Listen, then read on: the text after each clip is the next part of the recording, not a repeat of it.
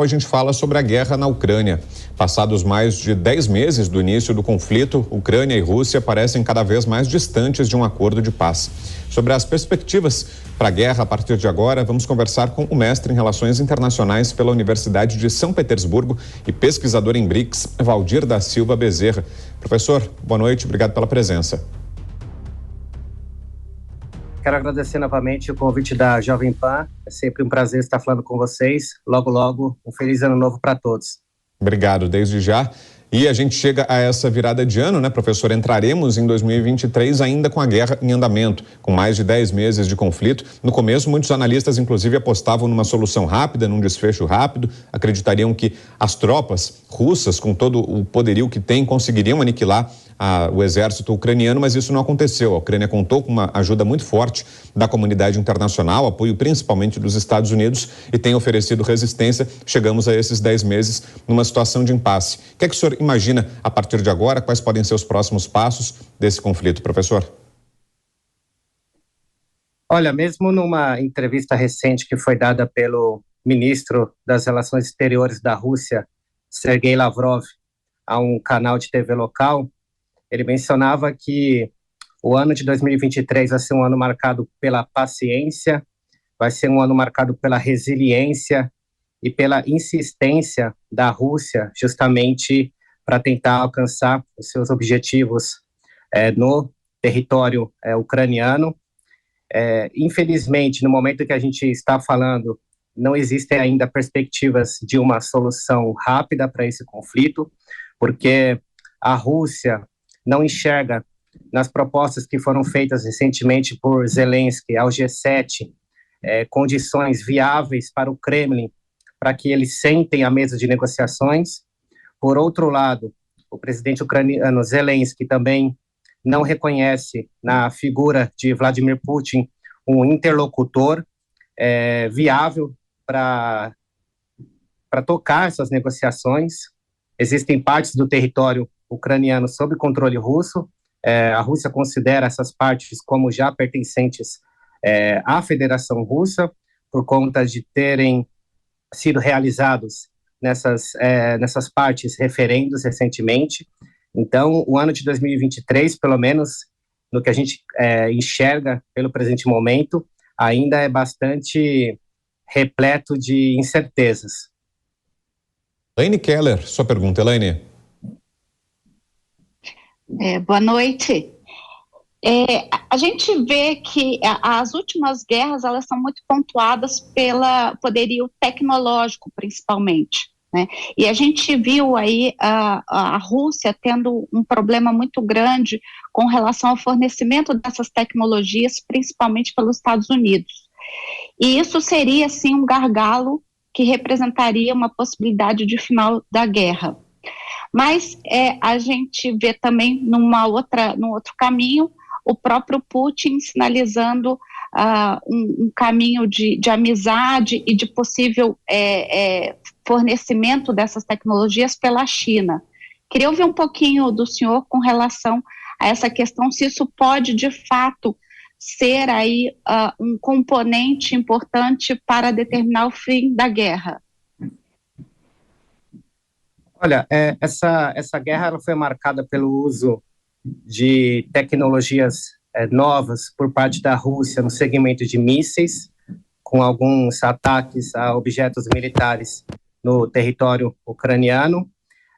E a Ucrânia, ela também acabou, durante o decorrer desse conflito, tendo o seu exército, as suas forças armadas, em certo modo, modernizados pelo fornecimento de equipamentos que o Ocidente fez. Então, os Estados Unidos prometeram a entrega nos próximos meses de sistemas de mísseis Patriot para a Ucrânia, também de novos sistemas de defesa antiaérea. A Rússia começa a aplicar de forma parcial a sua força aérea para atingir alguns objetivos militares no território ucraniano. Em determinado momento até deste ano que se finda, houveram inclusive algumas conversas, algumas suspeitas de que armas, inclusive nucleares táticas pudessem ser utilizadas, o que felizmente não aconteceu. Então, essa batalha tecnológica, ela vai continuar.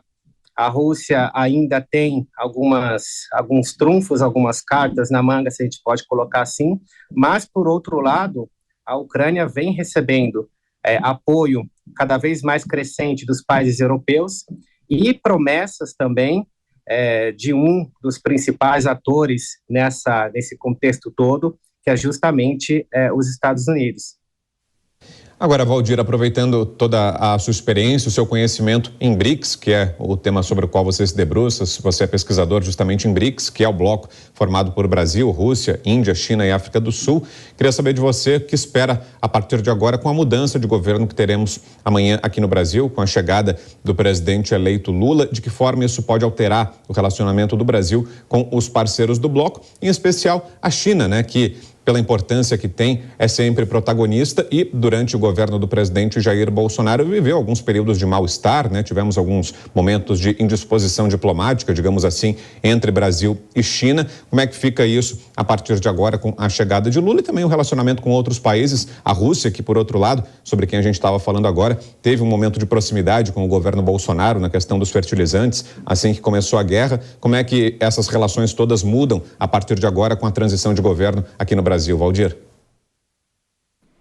Uma mudança cardinal nas relações entre o Brasil e a Rússia não devem acontecer, ou seja, o Brasil deverá manter relações ainda pragmáticas com a Rússia, sem tecer críticas exatamente mais contundentes às ações da Rússia no território ucraniano. É bastante interessante lembrar que quando o Lula, ainda como candidato à presidência, ele deu uma entrevista à revista Time, ele colocou naquela ocasião que tanto a liderança ucraniana quanto a liderança russa deveriam ser responsabilizadas por esse conflito. Foi até uma posição um tanto polêmica do presidente Lula, acabou colocando ele sob algumas críticas.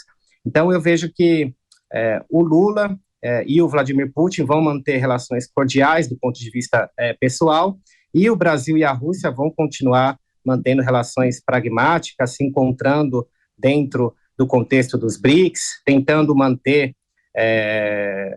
o que foi realizado ali nos momentos finais do governo Bolsonaro. Então, não vejo grandes mudanças nesse eixo.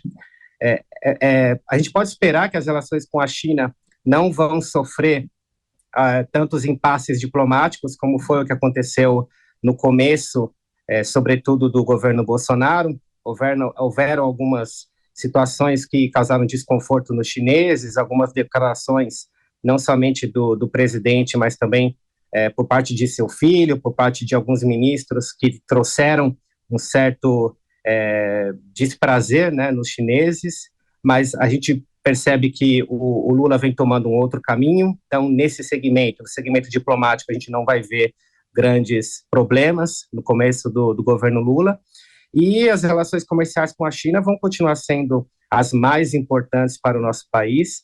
A China já é o nosso principal parceiro comercial desde 2010, e claro que isso vai ter um reflexo também na participação brasileira nos BRICS. O Lula foi um dos seus atores fundadores, então a gente pode esperar um novo dinamismo, pelo menos, da participação brasileira nesse agrupamento, porque esse agrupamento ele foi um dos principais vetores da política externa do Lula na sua primeira passagem pelo Brasil, e com certeza que será um dos principais vetores dessa sua nova presidência que começa em 2023. Ok, ouvimos aqui Valdir da Silva Bezerra, que é mestre em Relações Internacionais pela Universidade de São Petersburgo e pesquisador em BRICS. Valdir, mais uma vez, obrigado pela presença. Você está na Rússia, inclusive, ô Valdir? A gente já conversou outras vezes. Você está na Rússia hoje, não? Exatamente, então já é 2023 aí, né? Aqui, então, quero até desejar logo um feliz ano novo para todos da Jovem Pan, para todos os brasileiros, todos que estão nos assistindo agora. Obrigado. Até a próxima, Valdir. Bom ano novo.